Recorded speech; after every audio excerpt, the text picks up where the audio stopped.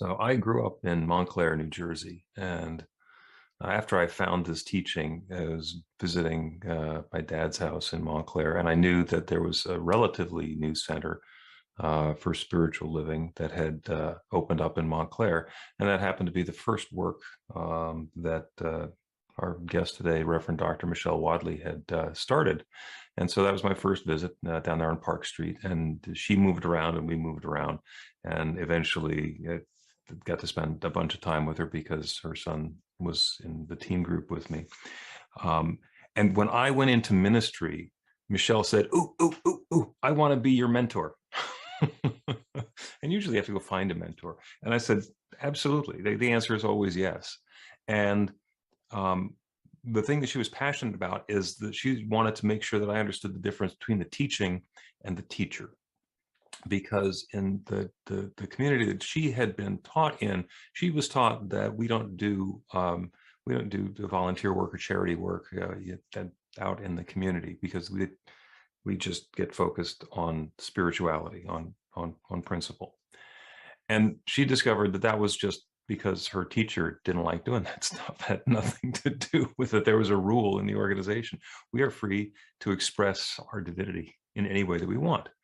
And Michelle has been channeling that wonderful instruction for me, but she also does her work in the world as well as her work in spirituality. She is going to Alabama on Wednesday because she has been absolutely passionate about helping our society move beyond white supremacy. We got involved in that a little bit a couple of years ago, and got involved in a program that Michelle was doing, Healing the Divide. And Sandy Fried was able to help create the third edition of Healing the Divide, which ran earlier this year. And the next thing that Michelle is doing is going and actually they're going to walk across the Edmund Pettus Bridge. And because that makes it real, that makes it visceral, that allows the transformation to continue happening. And the other thing that she's passionate about, that she's been into for 20 or more years, is emotional health, and blending that with this new thought science of mind teaching, because there's such an opportunity for that. And echoing off of what was in the reading about forgiveness, that has been a huge piece of her life's work. So I could continue talking about Michelle Wadleigh until her time is up, but I'm not going to do that. I am instead going to introduce my friend and mentor, Reverend Dr. Michelle Wadleigh. Oh, thank you, Bill. I'm actually tearing up from, it's funny when someone talks about you in that way, and you reflect like, oh yeah, I've been busy. I've been looking to do whatever I can to leave this earth a better place than when I entered it. That's for sure. And I'm going to give you a 30-second tour about my why. I came out of a classic dysfunctional family. Pretty normal. It's a pretty normal dysfunctional family with with anything that could possibly go wrong. It went wrong in my family. And I'm the last of 7, and I probably received the least amount of the unpleasantness in my family. But my blessing is that I had a spiritual teacher when I was knee-high to a grasshopper, and I was taught about responsibility, I was taught about the presence of love, and I was taught about forgiveness at a very, very young age. So with these people who gave birth to me, who were so pained and paining others, they were the victim of their own actions, but I got to free myself. I got to free myself because of this work. And that's my hope and dream. Because what happens is the pain, the suffering, the stories, the memories, the beliefs, the conscious and the unconscious, the direct and the ancestral pain, all of those things seep into us at the level of the subconscious. And what happens is we don't even realize most of the time that these things are informing our behaviors, that it is informing the way we go toward or avoid. Now, there's so many healing modalities, but in my mind, I don't care which one you do, but let us never fool ourselves as conscious people that there's work to be done. There's cleaning up to be done, and God knows there is forgiveness to be done. By the way, whoever chose that reading, you're going to think I stole it and just worked it into my talk. The reading was brilliant. It was perfect. And I guess I didn't realize that's something I have in my talk today. I guess I didn't know I was quoting, or I didn't remember I was quoting Emerson, who I love and adore. So I came up with 10 points because I could talk for hours and hours and hours about forgiveness and the mechanism. One of the things that happens is that people don't realize there's actually a mechanism, because unless we include the subconscious mind, which is kind of a boring subject most of the time, until you realize that that's where the seeds of your pain live, and then you realize it's a critical part of the conversation. And for some of us, there are easy things to forgive, but for some of us, trying to forgive without looking deeper within, it's not going to fly. So the first thing, point number one, you have to get in touch with your why. Your why will motivate you when the proverbial poop hits the fan. Because when you go down this road of practicing forgiveness, it will. And every class I have, every time, suddenly I'm getting calls about people who are getting memories that are coming up, or they're just allowing themselves to feel again things that they had felt that they thought were complete. So this stuff, until we really cleanse it out, sits there as a virus on your computer. So it's important to remember, why am I doing this? And for me, it's freedom. I want freedom. I want freedom from all those influences. Number two, you got to make the decision, set the intention, and be determined. And you don't need a teacher. If you can actually hold on to your determination and your intention strong enough.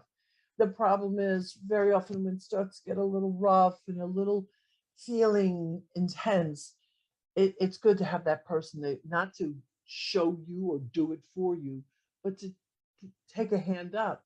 Even the power of a group that's happening, even there would be, because community. And by the way, I just finished reading Mind Over Medicine, and she gives critical statistics how health within a community for white people can add up to 7 years on your life. For African Americans, you're going to think this number is fake, can add up to 14 years. 14 years. That's an incredible number. Okay. Number three, and this is the first time when I'm teaching or when I'm guiding people with it's the first big really, and that is a practice of non-judgment, because most of us don't realize that the pain that we experience is because we first judged. We have either judged ourselves, or we've judged another, or we've judged a politician, or we've judged a society. And that judgment and standing against that judgment is what has caused us to require forgiveness in the first place. Because we hold someone as wrong, we hold someone as, bad, or whatever that is. And by the way, not all pain is equal. Some of you have suffered at the hands of others. I know that because I know the statistics. And so being annoyed by somebody is certainly not the same as being abused. I want to be really clear about that. Okay. But it's still for the general and for all of life, where we judge, we have to forgive. It's a package. So here comes the next ouch. It's responsibility. Self-responsibility, not blame. Not blame. Responsibility is not the same as blame. But when we take responsibility, and I teach that there's 3 ways to do this. We take responsibility for creating our reality. We take responsibility for responding to our reality. But then we have to take responsibility for co-creating the future of our reality. And so if we're practicing forgiveness, that means I'm taking responsibility, and now I'm going to project myself in a different way. All of these things are part of the process. Step number 5, and I want you to hear me from the place of the highest love I could possibly say this to anyone. You are not at the mercy of your past. You are not at the mercy of your pain. You are not at the mercy of your scars. You are not at the mercy of any of it. Not now, not ever. And we work hard to really get people to hear that. Because we are, in a New Thought teaching, what we are classically is we are classically a belief in possibility. It is possibility that allows us to say, oh, I can move beyond that. And I hope in your heart, if you remember nothing else today, you remember that I'm not at the mercy of anything that has gone before this moment in time. Number 6, all forgiveness has 2 parts. One, it's we and even in the program that I teach, we look out at others first, simply because we're engaged in the world, and it's easy. It's easy for us to think it's outside. We get distracted. Anybody have some people you'd like to forgive? Anybody got some? If you had a list? Yeah, okay. I can't see the other faces, but I bet everybody has a list. And we even break down the list. We break down the list to the annoying, irksome people in our lives. We break down the list to the angry, really, intense things. And then there's a whole category where some of you might know rage. You might know rage. But until the irksomeness, until the angry, until the rageful is healed, it's running us. It runs us. Anybody got some illness that you can't quite get over? Prosperity issues you can't quite get over? Relationships, they're not quite working. Your career, and it was in the reading. This is the impact of not cleaning up the internal. Not cleaning up the internal leads us to reliving and redoing and regurgitating and all the toxic stuff. And here's what I didn't say this to you earlier, but I want to say it to you now. There's something inside of you. There's an intuition inside of you. And when we're real busy, we have trouble tuning in. But if you get quiet enough and you slow down enough and you listen deeply enough, I can guarantee you that you will find within yourself the reminder that you have some work, some healing, some loving to do. Guaranteed. It's there. No one has to tell you. It's not a fun thing to do. I'm not going to lie to you. This is not for the weak of heart. This is even just metaphysics alone, because we are individuals who say, yes, I can do it. The I can do it calls upon all of our strengths. Number 7, it requires a bounty of self-love, self-acceptance, and self-empathy. And if you've done any of Brene Brown's work, it's the self-empathy that helps to heal the shame. When you love yourself enough to forgive yourself, you will rise up out of that. And by the way, this is for beginners and ministers. I'm here because I needed it. I'm here not just because I was hurt and harmed. I'm here because I made a bounty of mistakes that if I started talking about the things I did wrong, you might all just shut off your screens and leave. But that's the truth.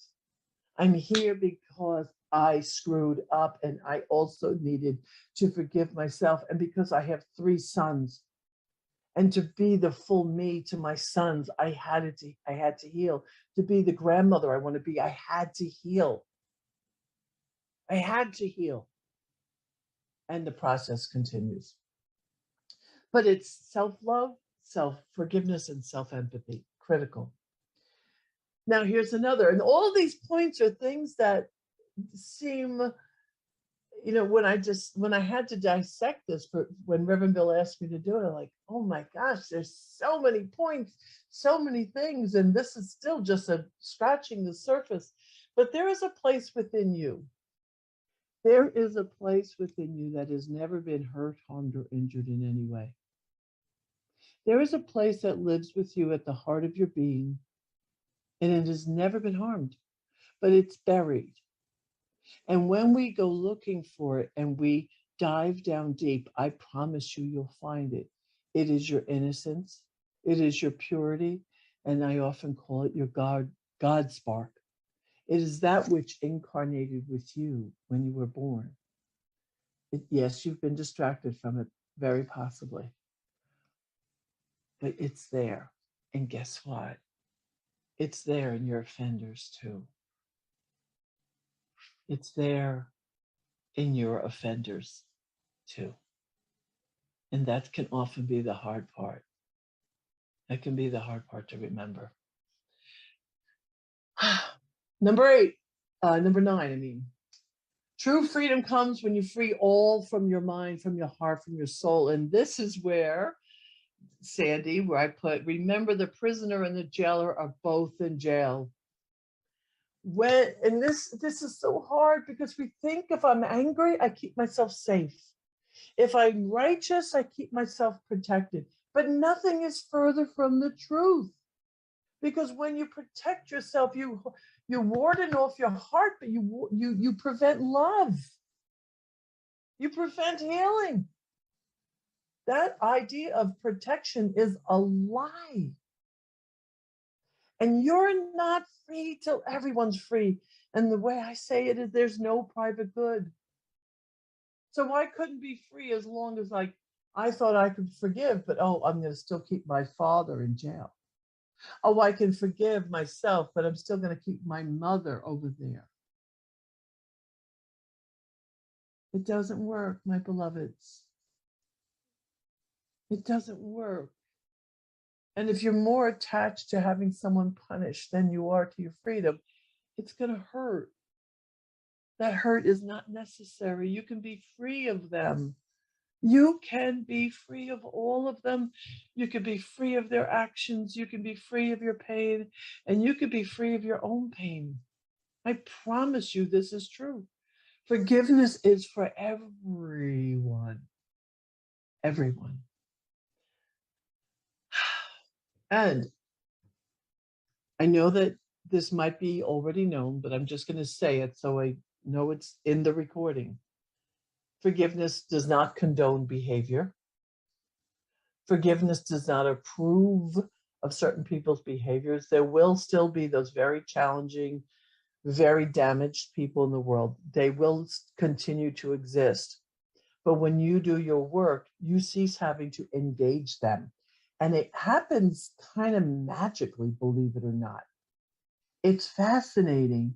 But when we heal, it almost appears like someone's no longer in your life, but the vibration of healing and wholeness has you not engage them or them not engage you. It's actually kind of magical. It's one of the more mystical things of New Thought that people don't talk about that often. But you don't have to forcibly get yourself in touch with or avoid anybody. Your healing will make it happen. Your healing makes it happen. And setting really good boundaries. That's totally acceptable. Forgiveness does not mean you have to continue to engage someone who's been unkind or harmful. Please hear these things, okay? And if you tried and you think it didn't work, it is not your fault. And this is the piece I want to say to you. There are a lot of books on forgiveness. And the book I always used to use before I created my own program was Colin Tipping's Radical Forgiveness. Brilliant work, brilliant work, brilliant. It has a lot to do with what I'm doing. But what even Colin didn't do in his work is he didn't engage the subconscious. Bill's focus on teaching prayer and demonstrating how prayer works is critical to up um, to uprooting the seeds of pain that live within us. But it's not quite easy.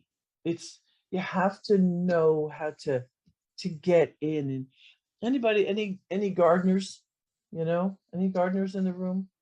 You don't take you don't grab dandelions off the lawn, which you're not supposed to do anymore because remember, in May, no mow May, so that the bees can get to the pollination and all the stuff they have to do.